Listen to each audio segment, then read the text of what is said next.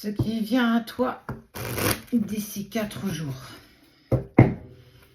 4, 44. Il y a quelque chose en lien avec le 4. Je ne sais pas si ça va te parler, mais en tout cas, on est là-dessus. On te parle d'abondance. L'abondance.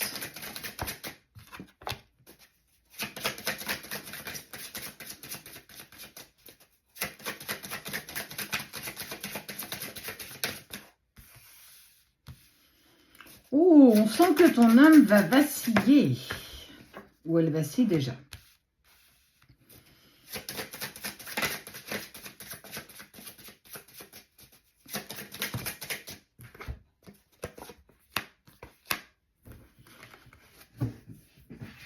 À toi qui vis peut-être une relation particulière avec une personne, on te dit de faire attention à la tentation du sacrifice. Peut-être que cette personne, elle est en distance et en silence actuellement et que tu as envie de jouer un peu le serpent, j'ai envie de dire, tu vois. Alors, c'est pas méchant, hein. Mais en fait, essayer de... en fait, il t'a fermé la porte, tu vas essayer de passer par la fenêtre. Fais attention parce qu'on te dit que ce que tu fais ou ce que tu vas faire, tu n'as pas à aller sur du sacrifice. Il y a la tentation du sacrifice dans le sens où il est peut-être ouvert à un enfilage de perles avec toi, mais que clairement, avancer avec toi dans l'engagement n'est pas quelque chose pour lequel il est prêt. On te dit bien que peut-être que juste cet enfilage de perles n'est qu'un sacrifice et que tu vas encore prendre plus cher, plus mal le fait qu'il n'ait envie, en tout cas qu'il ne puisse partager que ça avec toi. Ou tu l'as déjà expérimenté, ce qui t'a mis dans un inconfort. Ouais.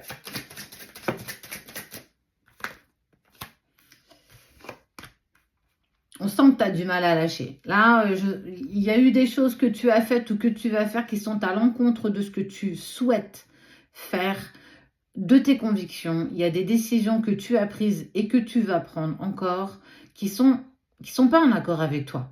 Et on voit bien que avec le temps, il y a la fin. Ça veut dire que tu ne peux pas maintenir quelqu'un ou une relation ou une situation si tu n'es qu'une seule personne sur les deux à vouloir avancer dans la relation, qu'elle soit sacrée ou non.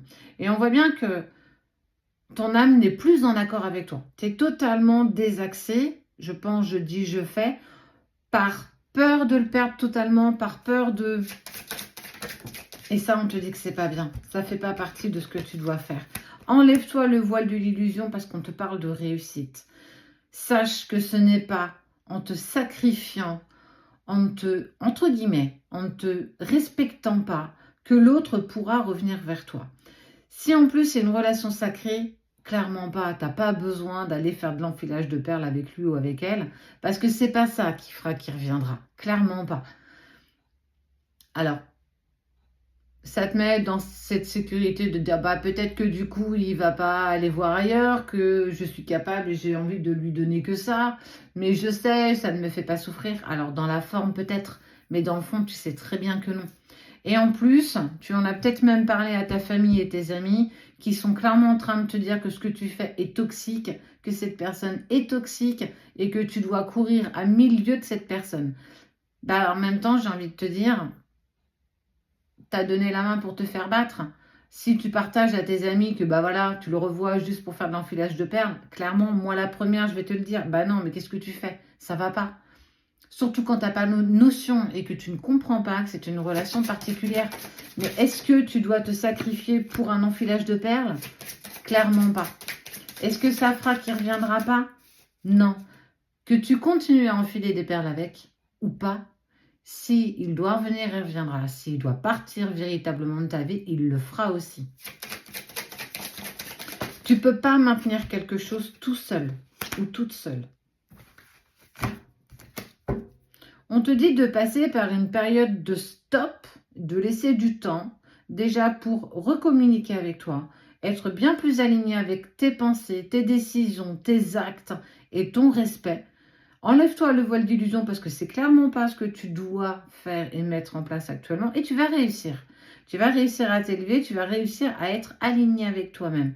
Et grâce à ça, tu vas obtenir des clés qui vous permettront d'avancer. Mais sache qu'une relation sacrificielle n'a jamais rien de bon. Le fait de te contenter de peu ne va rien t'apporter. J'ai envie de te dire que si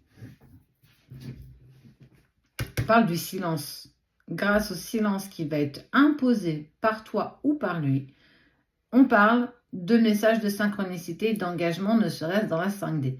Donc, bon, qu'est-ce que ça peut te dire? Ça veut te dire que dans ta relation ou dans ce que tu as vécu, sacré ou pas, arrête avec ces enfilages de perles, pensant que ça peut encore le maintenir près de toi ou la maintenir près de toi. Ça n'a pas de sens. Ça n'en a pas. Et ça te met encore plus en difficulté et encore plus en dualité. Stop, je pense que tu as assez donné dans le sacrifice pour les autres. Et en plus, ta famille et tes amis, aussi peu que tu en as parlé, on te dit, tu fais n'importe quoi. Mais en même temps, on ne partage jamais les bons moments avec nos familles. Hein. On ne va jamais dire, oh là là, ce matin, il m'a apporté le café au lit, c'était trop bien. Non, on va partager que nos moments compliqués.